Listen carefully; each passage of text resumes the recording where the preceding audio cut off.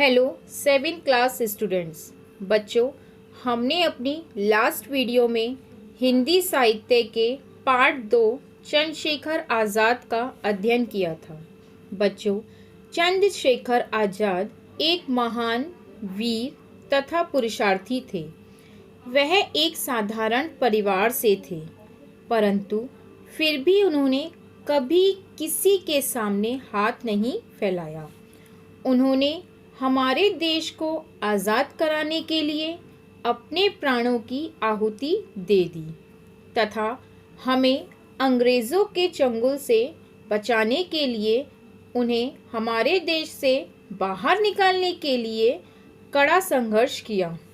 वे कई क्रांतिकारी दलों के भागीदार बने तथा देश को आज़ाद कराने से संबंधित कई आंदोलन में कूद पड़े, जिसके कारण वे एक बार बचपन में ही अंग्रेज़ों द्वारा गिरफ्तार हो गए तथा कोड़े पड़ने पर महात्मा गांधी की जय, महात्मा गांधी की जय का नारा लगाते गए जब तक कि वे बेहोश ना हो गए। तो आइए हम शुरू करते हैं आगे का पाठ भाग 2।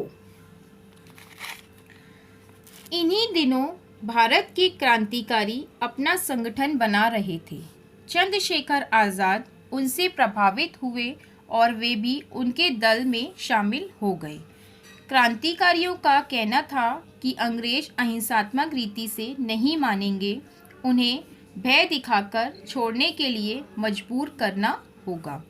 चंद्रशेखर आज़ाद जिस क्रांतिकारी दल के सदस्य बने वह बड़ा था और सारे भारत में उसकी शाखाएं फैली थीं।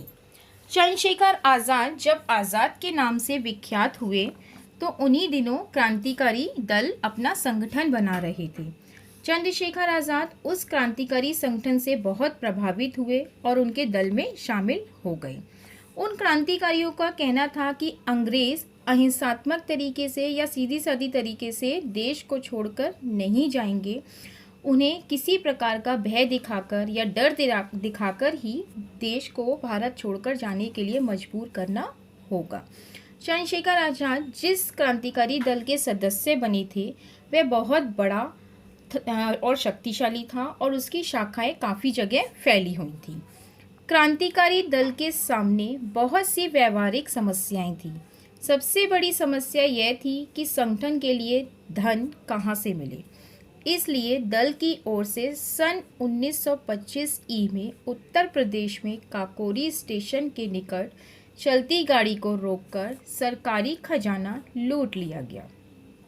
उस क्रांतिकारी दल को चलाने के लिए एक समस्या थी कि उस दल को चलाने के लिए धन कहाँ से आए, क्योंकि वो क्रांतिकारी दल जो था वो बहुत बड़ा था, उसकी शाखाएं काफ़ी जगह फैली हुई थी।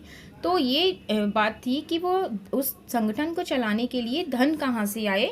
तो उत्तर प्रदेश में काकोरी स्टेशन के पास चलती हुई गाड़ी को रोककर वहाँ का सरकारी खजाना लूट लिया गया। इस घटना के होते ही ब्रिटिश सरकार की ओर से गिरफ्तारियाँ होने लगीं, पर आज़ाद गिरफ्तार ना हो सके।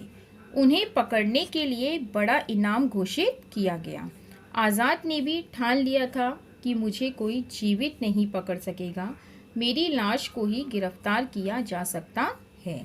बाकी लोगों पर मुकदमा चलता रहा और चंद्रशेखर आज़ाद झांसी के आसपास के स्थानों में छिपे रहे और गोली चलाने का अभ्यास करते रहे।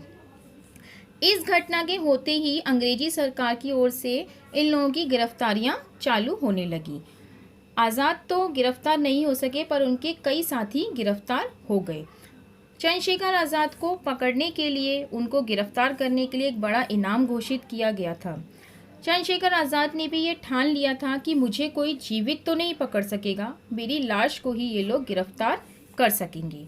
बाकी लोगों पर मुकदमा चलता रहा, परंतु चंद्रशेखर आज़ाद झांसी के आसपास के स्थानों पर ही रहकर गोली चलाने का अभ्यास करते रहे।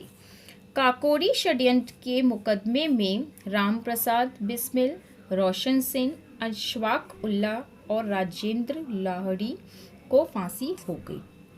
काकोरी षड्यंत्र में राम प्रसाद बिस्मिल, रोशन सिंह, अशफाक उल्लाह और राजेंद्र लाहिड़ी को फांसी हो गई। अब उत्तर भारत के क्रांतिकारी दल के नेतृत्व में पूरा भारत आजाद पर आ पड़ा। उन्हें इस संबंध में भगत सिंह आदि कई योग्य साथी मिले। संगठन का काम जोरों से होने लगा। इन्हीं दिनों ब्रिटिश सरकार ने व्यालक से साइमन की अध्यक्षता में एक आयोग भेजा। जब यह आयोग लाहौर पहुंचा तो सभी दलों ने इसके विरुद्ध प्रदर्शन किया।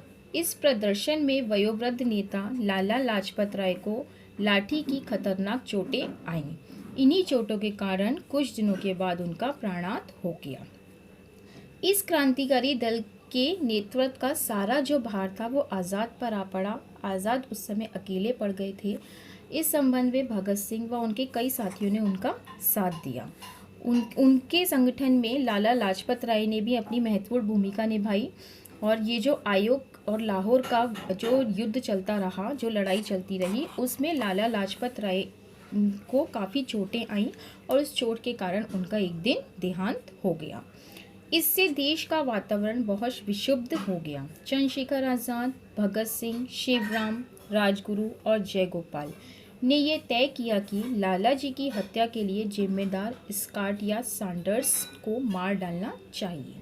17 सितंबर सन 1928 को इन लोगों ने पुलिस सुपरिटेंडेंट सैंडर्स को गोलियों से भून डाला, पर इनमें से कोई भी पकड़ा ना जा सका।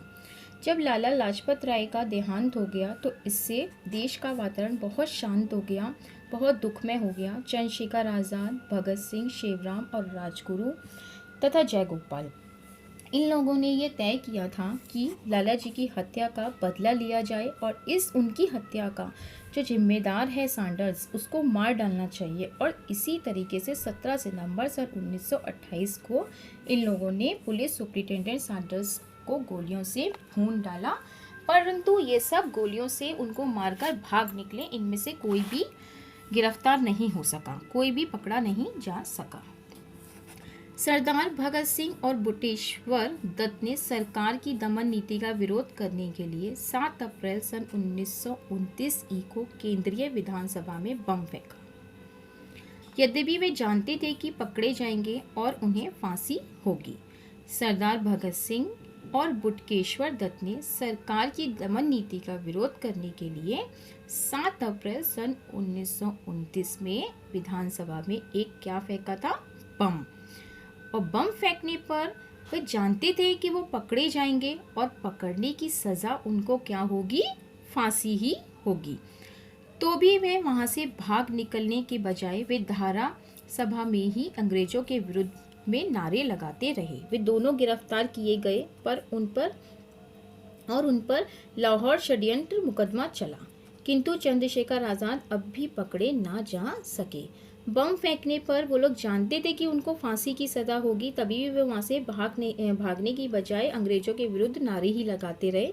वे दोनों गिरफ्तार हुए, उन पर मुकदमा चला, परंतु इसके बावजूद भी चंद्रशेखर आज़ाद फिर भी नहीं पकड़े जा सके। उसके बावजूद भी वे वहाँ से भाग निकले। ब्रिटिश सरकार आज़ाद को तत्काल पकड़ना चाहती थी, पर वे किसी भी तरह हाथ नहीं आ रहे थे। सन 1931 को 27 फरवरी की बात है, दिन के 10 बजे थे। ब्रिटिश सरकार को अब यह था कि चंद्रशेखर आज़ाद को जल्दी से जल्दी पकड़ा जाए, क्योंकि वह किसी भी तरीके से हाथ नहीं आ रहे थे। तो सन 1931 को 27 फरवरी की बात है, दिन के 10 बजे थे।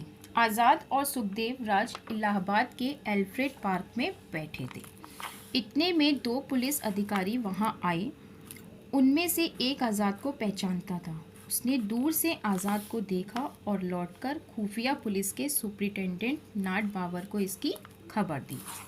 जब आज़ाद अपने मित्र के साथ एल्फ्रेड पार्क में बैठे थे तो पुलिस अधिकारी ने वहां पर उनको देख लिया था और अपने खुफिया पुलिस सुपरिटेंडेंट नाट बावर को इसकी सूचना दे दी। नाट बावर इस खबर को पाते ही तुरंत मोटर द्वारा एल्फ्रेड पार्क पहुंचा और आज़ाद से 10 गज के फासले पर उसने मोटर रोक दी। पुलिस की मोटर देखकर आज़ाद का साथी तो बच निकला, किंतु वह स्वयं वहीं रह गए। जब पुलिस को इसकी खबर मिली तो वो पुलिस एल्फ्रेड पार्क पहुंचा और अपनी मोटर यानी कि अपनी गाड़ी को 10 गज के फासले पर ही रोककर वहाँ पर उनको पकड़ने के लिए जाने लगा। पुलिस की मोटर देखकर उनके साथी तो वहाँ से निकल गए, भाग गया, परंतु वह स्वयं वहीं पर रह गए। नाट बाबर आज़ाद की ओर बढ़ा। दोनों तरफ से एक साथ गोली चली। नाट बाबर की गोली आज़ाद की जांघ पर लगी तो आज़ाद की गोली नाट बाबर की कलाई पर, जिससे उसकी पिस्तौल छूटकर गिर पड़ी। नाट बाबर की गोली एक दूसरे को लगती रही। नाट बाबर की गोली उनके आज़ाद पर की जांघ पर लगी और आज़ाद की गोली नाट बाबर की कलाई पर लगी, जिससे कि उसकी पिस्तौल छूट गई। उधर और भी पुलिस वाले आज़ाद पर गोली चला रहे थे। हाथ से पिस्तौल छूटते ही नाट बाबर एक पेड़ की ओर में छिप गया। आज़ाद के पास हमेशा काफ़ी गोलियां रहती थीं, जिनका इस अवसर पर उन्होंने खूब उपयोग किया। नाट बाबर जिस पेड़ की ओट में था, आज़ाद मानो उस पेड़ को छेदकर नाट बाबर को मार डालना चाहते थे। घमासान लड़ाई होती रही। गोलियां इधर से भी चली, गोलियां उधर से भी चली। आज़ाद के पास हमेशा काफ़ी गोलियां होती थी। उन्होंने उस समय पर उन गोलियों का खूब उपयोग किया। नाट बाबर जो था वो एक पेड़ की ओट में जाकर छिप गया। आज़ाद को उस समय पे इतना गुस्सा था और इतना जुनून चढ़ा हुआ था कि आज़ाद मानो उस पेड़ को छेद कर नाट बाबर को मार डालना ही चाहता था। पूरे 1 घंटे एक तक दोनों ओर से गोलियां चलती रहीं। कहते हैं जब आज़ाद के पास गोलियां ख़त्म होने लगी तो अंतिम गोली उन्होंने स्वयं अपने आप को मार ली। इस प्रकार इस महान योद्धा मातृभूमि के लिए अपने प्राणों की आहुति देकर सदा के लिए सो गया। अपनी यह प्रतिज्ञा उन्होंने अंत तक निभाई कि वे कभी जिंदा नहीं पकड़े जाएंगे। इन दोनों का लड़ाई पूरे 1 घंटे तक चलती रही। गोलियां दोनों ओर से लगातार चलती रहीं। आज़ाद के पास मानो की खूब गोलियां होती थी, परंतु 1 घंटे तक लड़ाई चलने के बाद में भी जब आज़ाद के पास गोलियां ख़त्म होने लगीं तो बच्चों, अंतिम यानी कि आखिरी गोली उन्होंने स्वयं अपने आप को ही मार ली और इस तरीके से मातृभूमि का ये महान योद्धा हमारे लिए अपने प्राणों की आहुति देकर सदा के लिए सो गया। अपनी यह प्रतिज्ञा उन्होंने अंत तक निभाई। आपने जैसा कि पढ़ा है कि आज़ाद ने कहा था कि मुझे ये जिंदा तो कभी नहीं पकड़ पाएंगे, मेरी लाश को ही गिरफ्तार कर सकेंगे। तो उन्होंने ये अपनी कही हुई बात, अपनी कही हुई प्रतिज्ञा अंत तक निभाई, जिससे कि वो जिंदा अंग्रेजी सरकार उनको कभी भी पकड़ नहीं पाई। मर कर ही उन्होंने उसकी लाश को गिरफ्तार किया। जब आज़ाद का शरीर बड़ी देर तक नींद संपन्न रहा तब पुलिस वाले उनकी ओर आगे बढ़े, किंतु आज़ाद का आतंक था कि उन्होंने पहले एक गोली मृत शरीर पर मारकर निश्चय कर लिया कि वे सचमुच मर गए हैं। जब आज़ाद का वो मृत शरीर बहुत देर तक ऐसे ही पड़ा रहा, तभी भी पुलिस अंग्रेजी सरकार को ये यकीन नहीं हुआ कि वो सच में ही मर गए हैं। उस मृत शरीर पर उन्होंने दोबारा से एक गोली चलाई तो उसमें कोई कंपन नहीं हुआ, तो तब अंग्रेजी सरकार ने जाना कि वे सचमुच ही मर गए हैं। आज़ाद जिस स्थान पर शहीद हुए वहाँ उनकी एक प्रतिमा स्थापित की गई है।